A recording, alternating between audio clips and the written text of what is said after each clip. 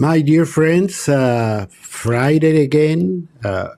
If you're watching us directly on Truth Be Told Radio Network, every Friday night at 7 p.m. Eastern Standard Time, we are broadcasting this program.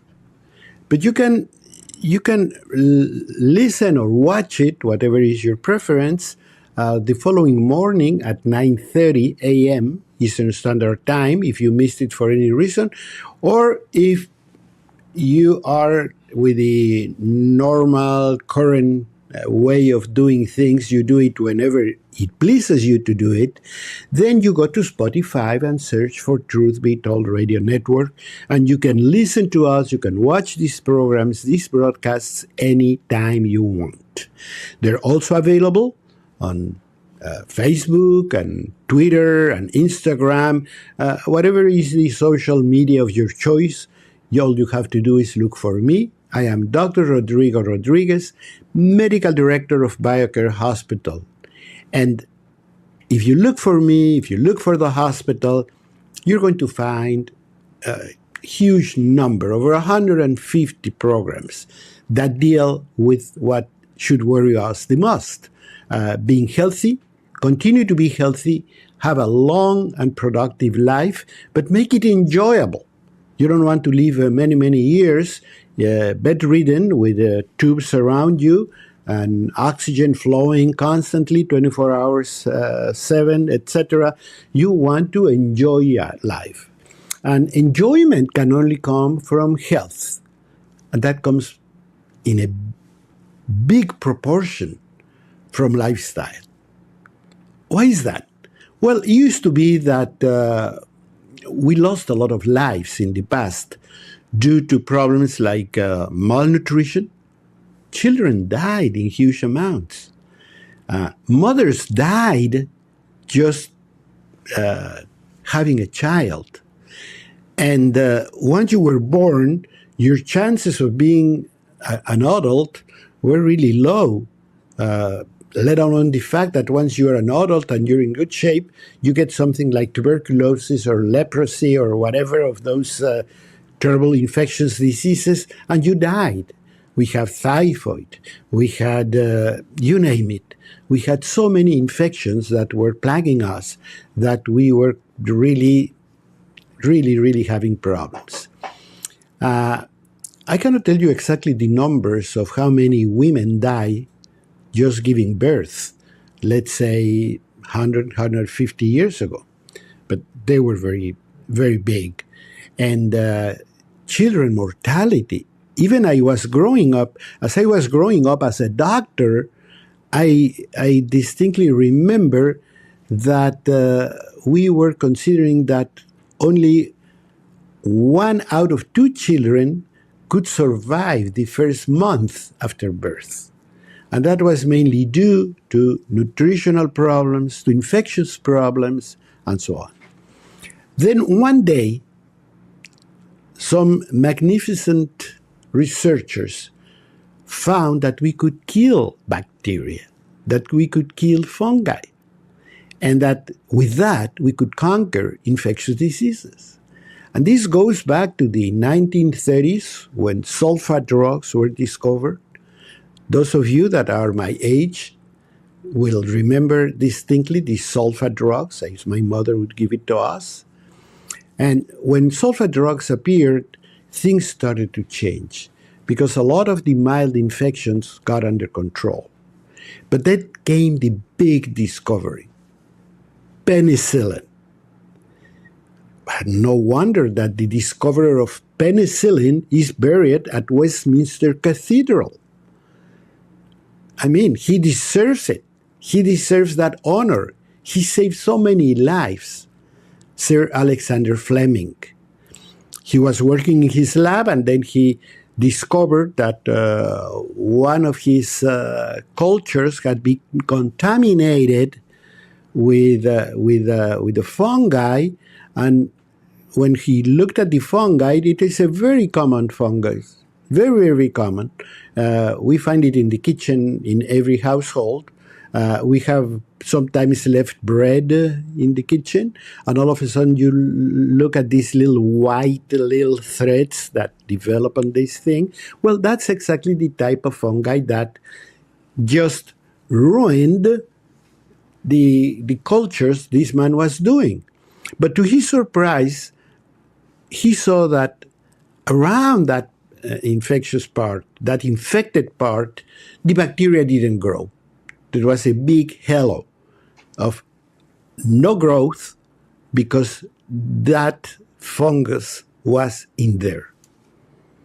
So instead of discarding them and throwing them away, he started a research that has changed our lives and medicine forever. That discovery was penicillin. And when penicillin came about, we could conquer things like gangrene. At that point in time, we were going through war. And people didn't die because of wounds. They didn't die because of a bullet. They died because of gangrene. Any little thing that happened to them would produce an infectious disease, and that would produce gangrene, which is when your own tissue rottens, and that kills you. Well, penicillin started saving those lives. It was a miracle. And after that miracle, things just started to evolve. We looked for other fungi, we looked for other ways, we looked for other administration routes, we looked for many, many other things, and life was never the same. We never looked back. Today, infectious diseases, we could really say they have been conquered. Because we find a friend and we say, how are you? Fine. And are you going to the wedding? And your friend says, oh, yeah, I'm coming. I went to the doctor. He says I have pneumonia, but he already gave me a pill and feeling better. So tomorrow I'll be fine. Well, not in the very old times. If you had pneumonia, you were risking your life. You could die from it.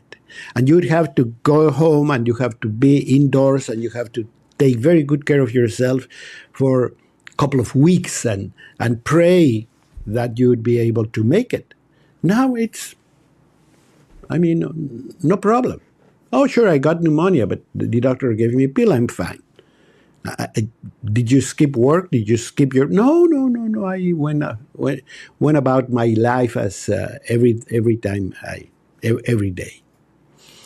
Then our life expectancy, of course, started to grow. As we conquered these infections that were killing us, to begin from birth, or killing our mothers just for giving birth, and then saving people from, of course, we're not all the time on war, but we were having accidents, we were having infections, we were having wounds, working in the field, etc. And those lives were completely spared. We didn't kill any of those people anymore. So what happened is we started increasing our survival outlook. We would be living longer. And that's what we call life expectancy. If you are born today, how many years do you think I'm going to be by the time I die? And that number has been growing up. Has been growing up steadily for many, many years. Actually, ever since those numbers started to be recorded, they have always increased. We're living longer every day. Up to 2016. And that's before the epidemic. So don't count on the epidemic to blame anything. What happened then? What happened in 2016 at deaths that, as my grandmother would say, happened before time. When you die at your expected age, let's say you talk to somebody and says, oh, Aunt Annie just died. She passed away. Oh my God. Well, she was 92. That says it all. Or, oh, well, yeah, she was old enough, but she had a wonderful life. You die on time. But when you die younger than that, then is when people say she died before his time, before her time. And we started looking at those deaths more frequently. We started to see people that were in their early 70s or 60s or 50s dying. And what is worrisome to me, what is very important to me, is that many of these deaths, many of these diseases could have been prevented. And I don't need Sir Alexander Fleming to discover penicillin. I don't need anybody to help me. I don't even need a drug or a doctor. All I need for you to live longer and healthier, all I need is your will to do it. And that's why I'm gathering with you today. Because I want to tell you about a disease that's probably the most frequent, even though we don't talk about it. We don't talk about it because it's hidden, because we don't see it, but it's eating up us from the inside out. And I want to stop it, mainly because I know you can stop it. All you have to do is be aware, vigilant, and do the things that we're going to talk about. And I promise that on the social media of your choice, you're going to find a list of simple things to do to change it all. Don't go anywhere. We have a lot of things very important to discuss.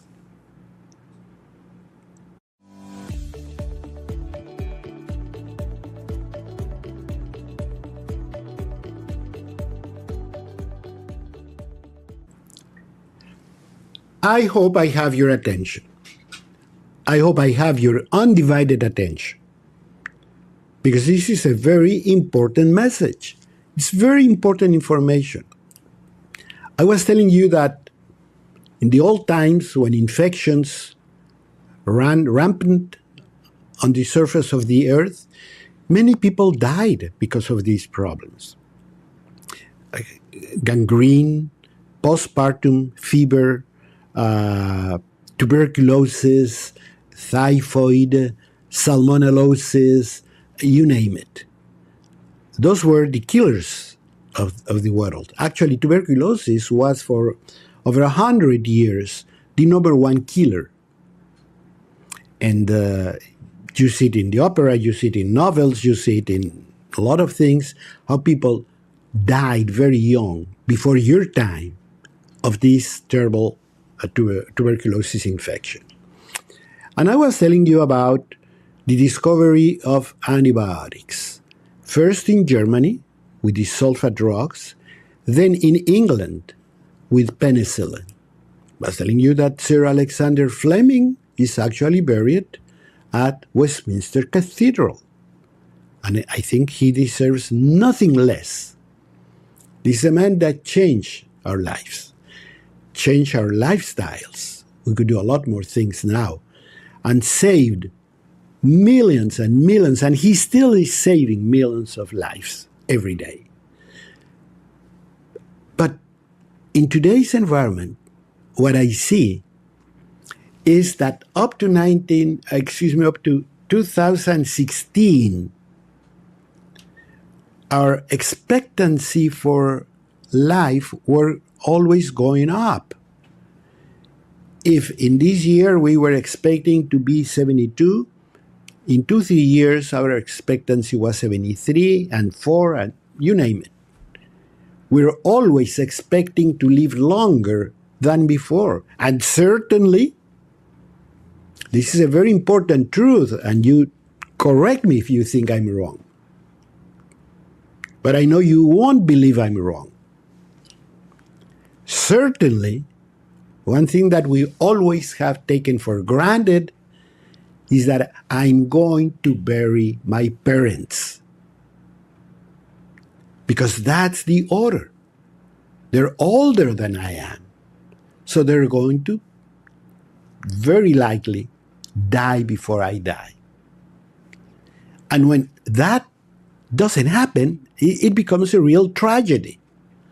I mean, when the father has to go to the burial of a child, that must be one of the worst things on earth.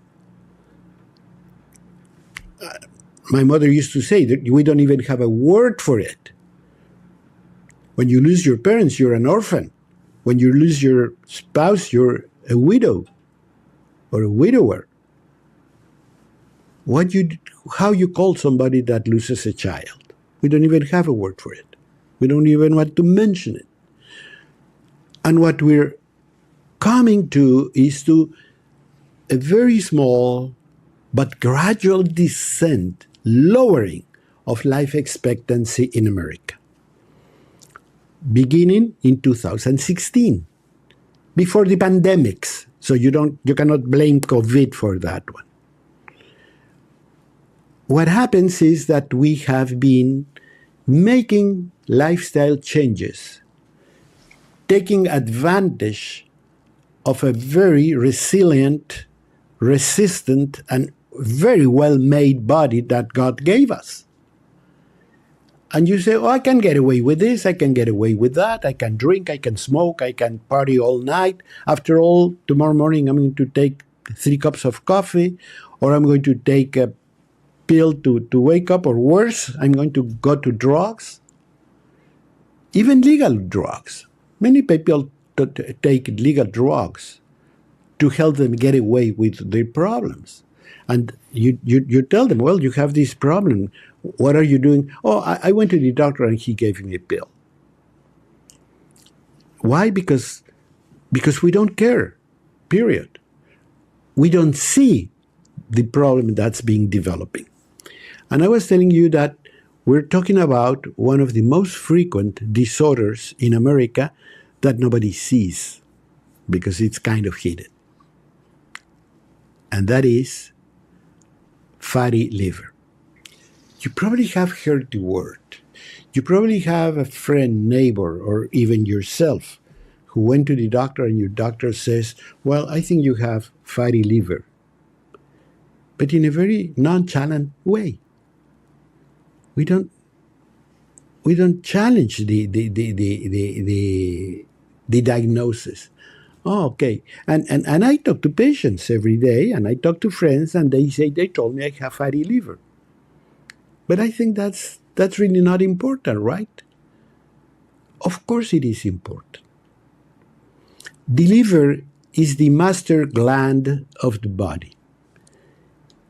It does so many, so wonderful things for us that I can't even begin to tell you.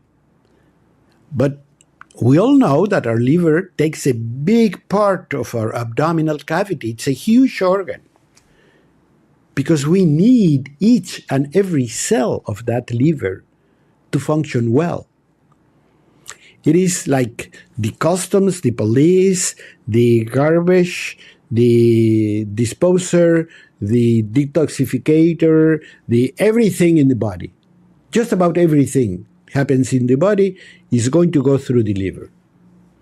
Every bite you take, you eat it, it goes to your tummy, it goes to your intestinal, it's absorbed in the bloodstream, and that blood doesn't go to your body. That blood has a special vein that's going to take all the foods being absorbed to the liver. And the liver will sort everything out. Okay, this carbohydrate goes here, this protein goes there, this amino acid, I need it for the brain, this molecule is great. That goes to the heart and starts taking care of everything. Not only that, but if it is need for something, it's going to send it.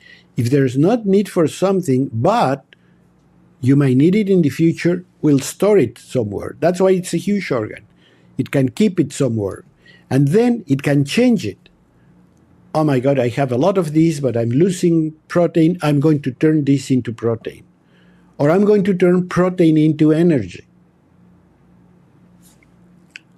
That can only be made by the liver. And thank God, he gave us a liver. It can do a lot of things. And then detoxifies the body.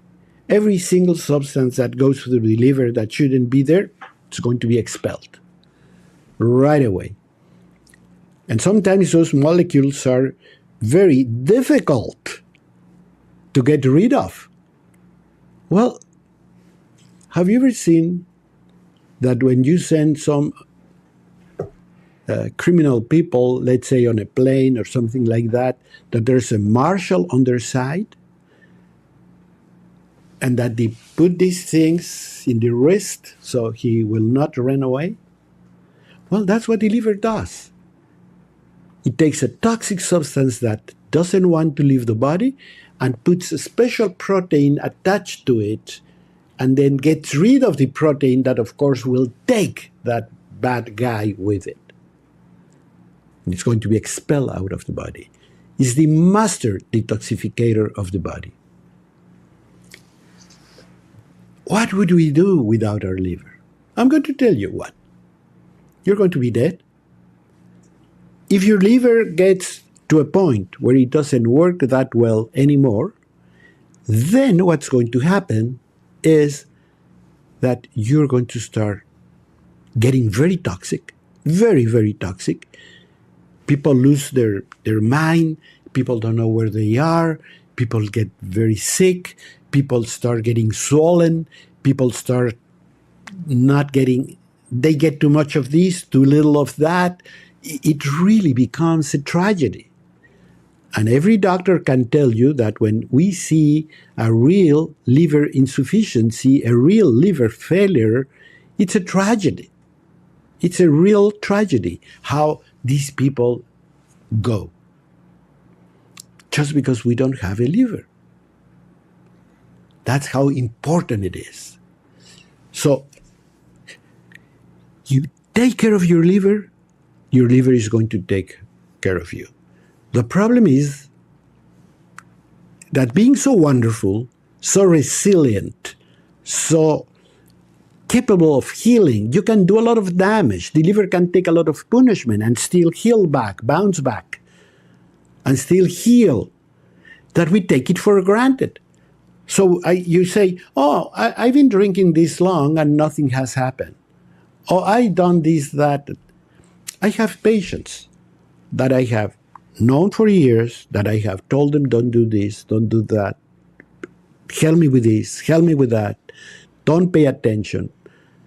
And I have had people that come to me and tell me, doctor, I understand it now. Help me. I'm feeling miserable. I'm doing very bad. I think I'm going to die. I'll do anything you tell me. And sometimes you don't have the courage to say, now it's too late. See, the same way that your liver is resilient and a real healer, it's going to be a day when it gives up. And it goes from white to black. You're kind of hanging in there, holding in there. Everything is just kind of working, but one day your liver quits. And you will know it. And you'll go to the hospital. And you're going to have a lot of tests. And you're going to be bedridden. And you're going to see that they start putting tubes here, tubes there, just to give you life support. Even though everybody knows in that room that you're about to go.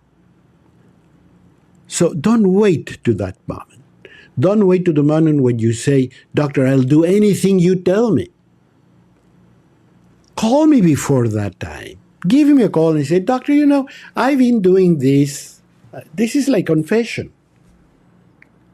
Okay, you go to the priest to tell him you have lied and you will not do it again, etc. Well, talk to me. Send me a mail, follow me, and ask a question. Doctor, I have been doing this. I have been drinking, or I have. What can I do? I don't want to wait to that moment, because I know that if I can start making changes today, my liver is going to heal back to normal in 2-3 months. And then I can make plans. I can make plans for my 50th wedding anniversary. I can make plans for my children graduations. I can make plans for the future, because now I have a future.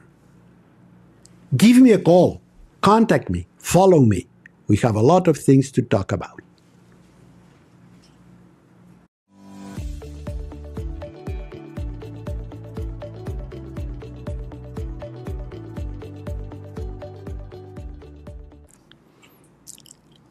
I am Dr. Rodrigo Rodriguez, Medical Director of BioCare Hospital, and today we're talking about fatty liver. And the reason is because it's a very frequent condition. 1 out of 4 has a fatty liver. Because we have changed our lifestyles, because we have abused a lot of things. And let me put it in perspective, just to show you how well connected all this with our lifestyle. And you're going to say, oh yes, check. Oh yeah, check. Oh yeah, check.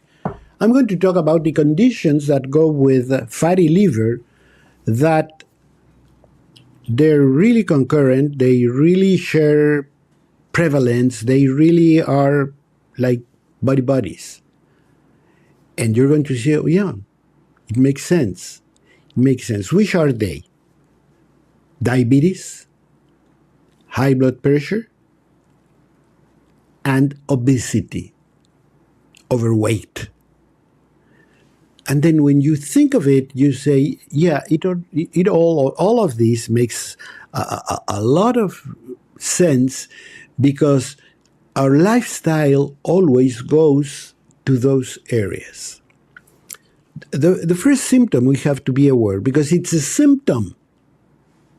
Look at it as a symptom. You don't have to go to the doctor to tell you you have this problem. You don't even have to have a balance. All you need is a mirror.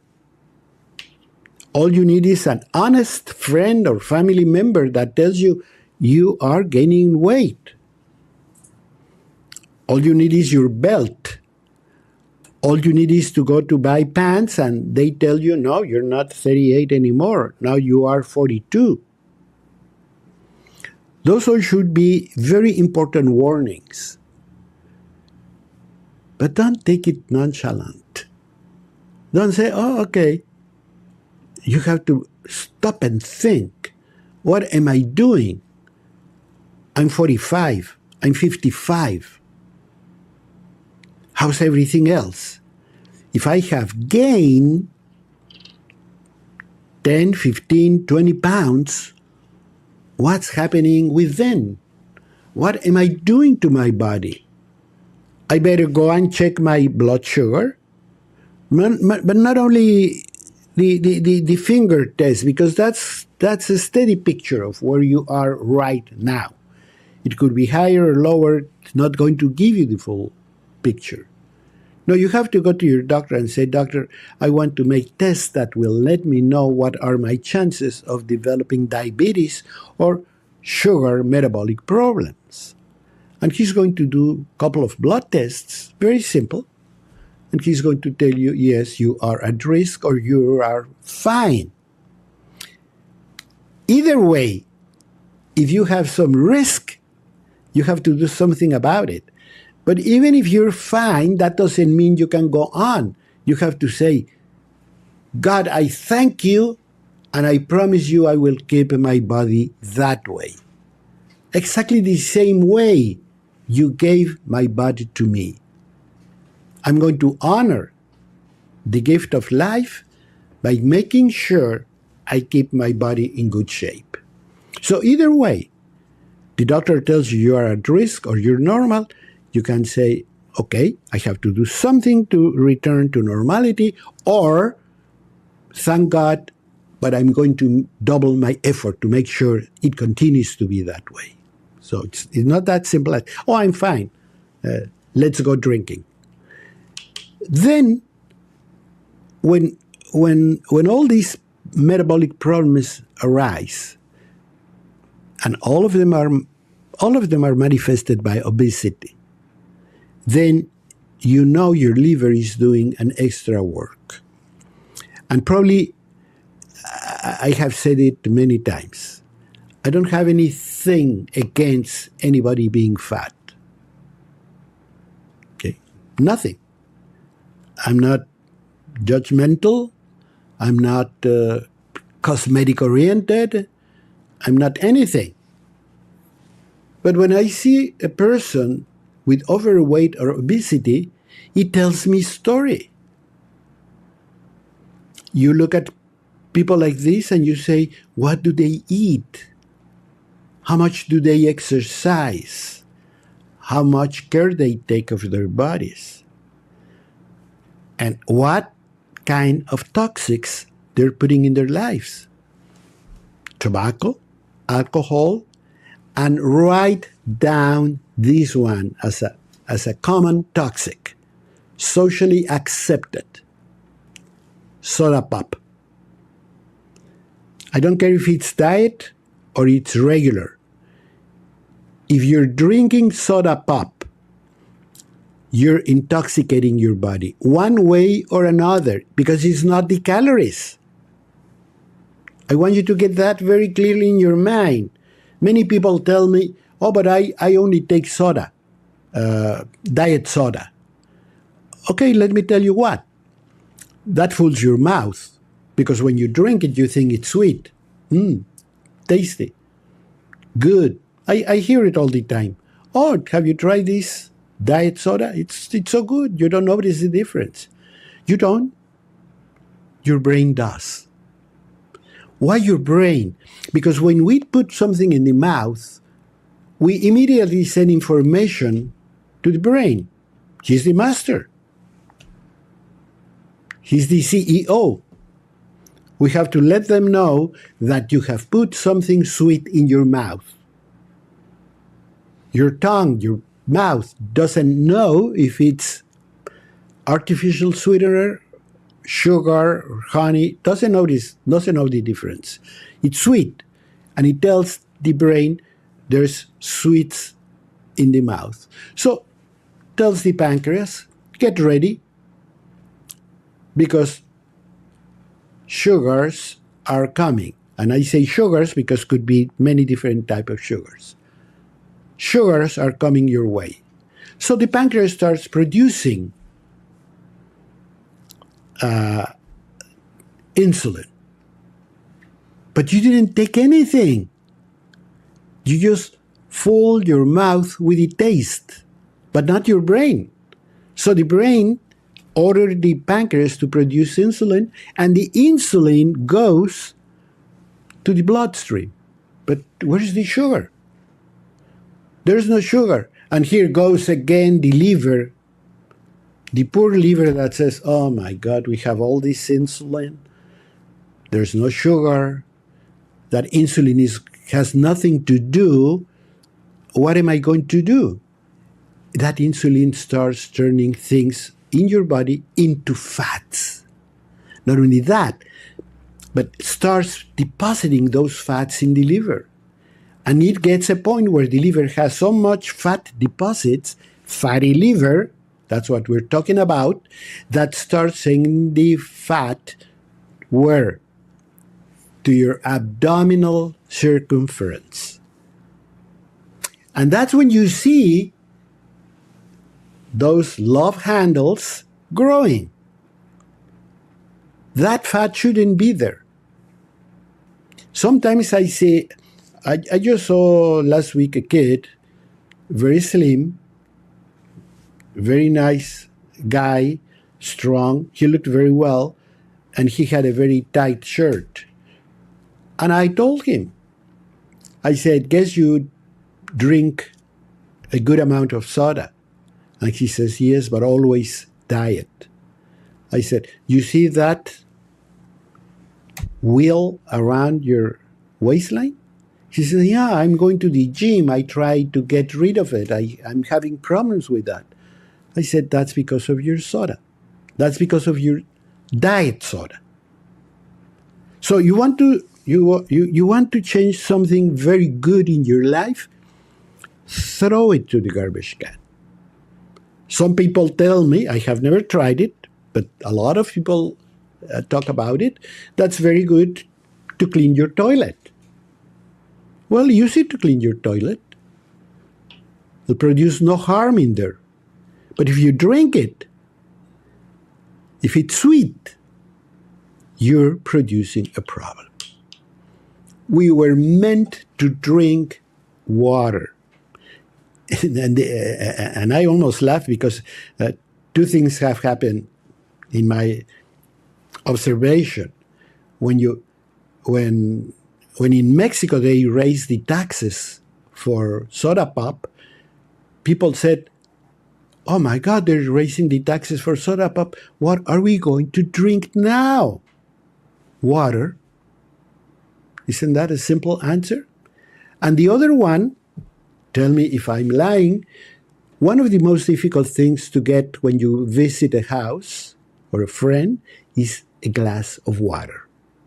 If somebody tells you what you want to drink and you say a glass of water, they're going to say, oh, but I have coffee. No, I just want a glass of water. I have cold soda pop. No, I just want, what about a beer? They go on and on and on and on until you finally have to open a faucet and drink some water out of the tap because nobody's really going to give you water. I don't know what we have against water, but that's what we should be drinking. That's what God meant us to drink. So every time we drink something else, we're not being obedient. And we're paying the price. Because once again, all these sugary things, and with sugary things I'm going to include in there because it's just sugar, nothing else, white bread, white flour. All of those are very simple sugars that are going to be deposited in the liver in the form of fats. And when those fat deposits are full, then you're going to start creating this big wheel around your waist.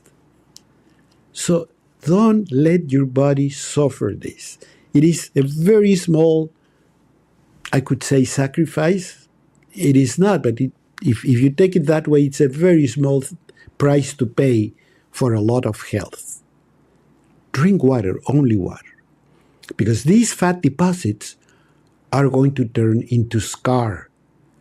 And scar is going to be replacing the cells of your liver to the point that your liver will no longer be a liver, but will be a mass of scar tissue that has no function. And then things get nasty. Then things get very bad. Then you're going to ask for help. Then you're going to say, I'm willing to give up soda. I'm willing to do this. I'm willing to do that. And even though nobody will tell you, I'm telling you right now, at that point, it's going to be too late. Come back for the next segment.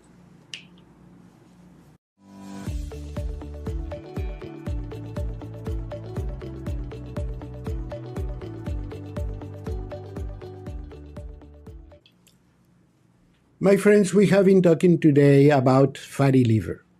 And fatty liver is very important because number one is a lot more frequent than what we know.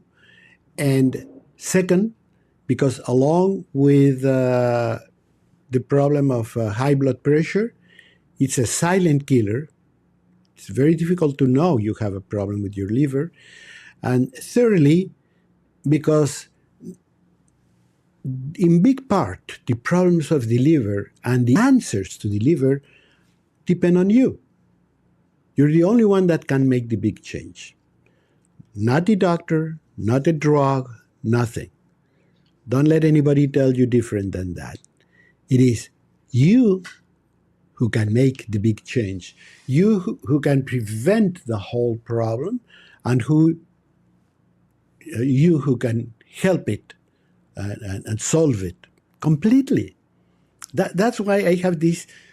I feel this is a very dire, important message, because you have in your hand a problem that you can solve without any help, without a doctor, without anybody.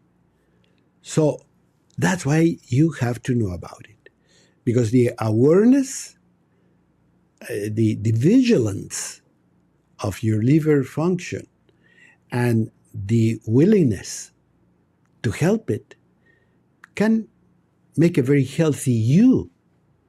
Live long, be healthy, and enjoy life. You can do it if you are sick. And those of our listeners who have a chronic disease or are bedridden or in a wheelchair and so forth know it very well. Life is never the same when we are sick. And after all this epidemic of COVID, I think many of us became aware of how important is being healthy. I'm Dr. Rodrigo Rodriguez, Medical Director of BioCare Hospital. And I love talking about these things because I feel if I can make a little dent in your lifestyle thinking, I have gained a lot. I might be giving years to your life and better life to your years. So we need to do that, and we can do it together. Of course, liver damage is not necessarily only lifestyle, but it's in the vast majority. We can have malignancies of the liver. We can have infections of the liver, like hepatitis. We have to be aware of that, read about it, be careful about that. But the vast majority of the problems are lifestyle related. And if, let's say, in 90% of the cases, you can make the difference, then it is a very important message. So the question is, doctor, how do I know if I have a problem? Well, this is important because, number one, tell you again, it's not something you can see very clearly. You cannot say, oh, I think my liver is not in good shape. No, it takes blood work. It takes a couple of simple tests. And your doctor can help you with that. You can go to the doctor and you can say, doctor, what is my health, my liver health status at this point? And the doctor might say, what do you want to know? I don't see anything. Well, I know I don't see anything either, but I want to have some proof. Number one, that I'm okay. Number two, if I have a problem, where am I? Because I know I can change it for the better. Now I know better. Now I know that if I take a little control over my life and liver care, I can make wonderful things for my body. So what I would advise you to do is, next time you are in a doctor's visit, ask your doctor. One of the big problems of medicine in the last few decades, and certainly in the time I was, since I became a doctor, is that we always put this barrier between the patient and the doctor. I'm the one that knows. I'm the one that went 4 years to the university, etc., etc. You don't know anything about this. It would take you 4 years in the university to understand it. Of course, that's That's completely false. Number one, you know, and if you don't know, you should know, and you have the right to know. That's the most important thing. You have to start making inventory of your whole health. You can ask your doctor, how's my heart? How are my lungs? Because when I was a kid, I had pneumonia. I want to know if there's nothing left. I had hepatitis. I want to make sure that my liver is fine, etc. So you can do that, let's say, every 10 years. It's not a lot to ask. You can go to the doctor and have a checkup and check it. The other thing you can do, which is very, very thorough and effective, is an ultrasound scan. Remember that ultrasound do not involve radiation. It's just sound. It's like the sonar of a ship. You send a sound wave, it bounces back, and it bounces back differently when it finds healthy liver than when it finds scar or fat deposits, which is what we're looking for. And not only is important to do it to discover the thing, to be aware, but also because that's going to give me the ability to be vigilant for the future. I'm going to start making the changes, and let's say 6 months, a year, I'm going to repeat it, and I'm going to see, oh, you're doing better. You got it. You're doing better in 6 months. You know that in a year you could be completely fine. What else could be more supportive than having an ultrasound scan where the doctor tells you fat deposits are going down? You see, it doesn't take that much. You don't have to be a doctor. All you need is a doctor that wants to work with you. And if you ask, and if you tell them why, I'm sure you're going to find a good opportunity. Once again, I want to tell you that you can join us, you can follow us, you can ask me any question anytime. People ask me about things like, right now, for example, a very common question is, are red hands a symptom of liver disease? Yes, it can be. If you have red palms, look at yourself, see what other symptoms you might have, and look for help. Talk to the doctor. Or send me a mail, call me. We have an 800 line. I'm not going to ask you for anything. I just want to talk to you and talk about your health problems, your health issues, and things that you and I, with a phone, with an email, can start solving. So it's very simple. But I need you to follow me. I need you to be with me. I want you to ask a question. Once we start that communication, you're going to see how easy it is. And I might be able to tell you, why don't you ask your doctor to do this, or why don't you discuss this with him? And then you gradually, but surely, will start taking control of your health. You're going to be an important manager. You're going to have a say-so. You're going to understand more and more your health issues and how to solve them.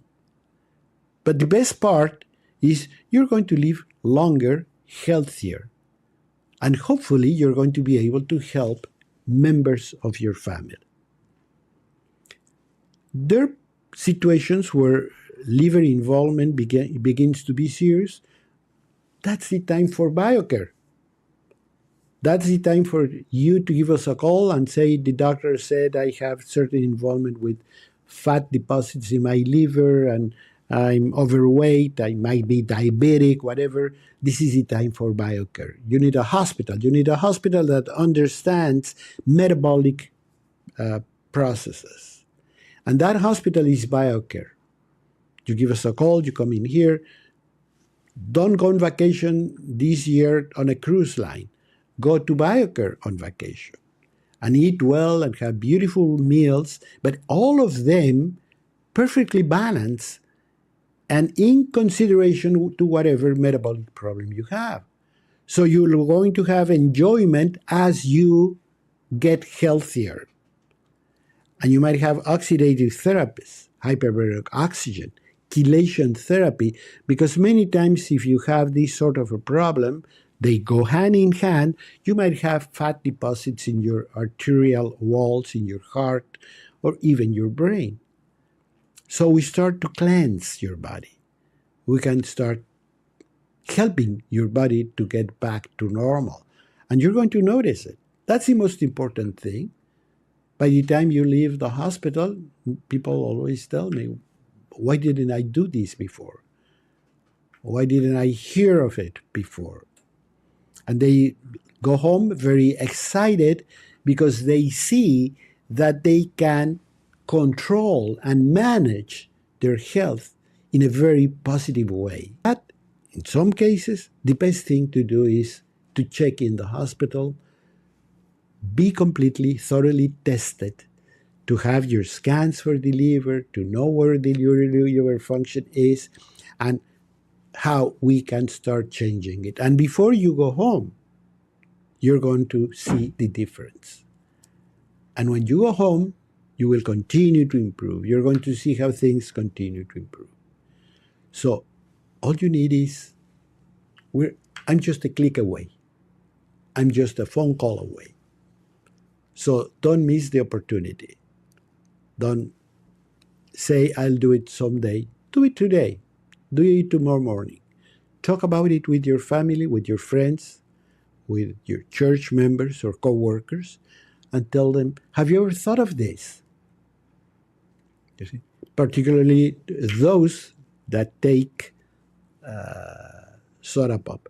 To me, soda pop at this point is getting to be more of a problem than alcohol, because at least alcohol, you cannot bring it to the office. A diet soda, you can. You can drink it any day, any time, any moment. Nobody is going to judge you. You couldn't go with a beer to your workplace, but you can bring a soda pop. You can buy it there. You can even get it for free at your workplace. And don't do it. Believe me, listen to the advice I'm giving you. Think of you as a wonderful piece of machinery that God produced that needs good care, loving care, BioCare.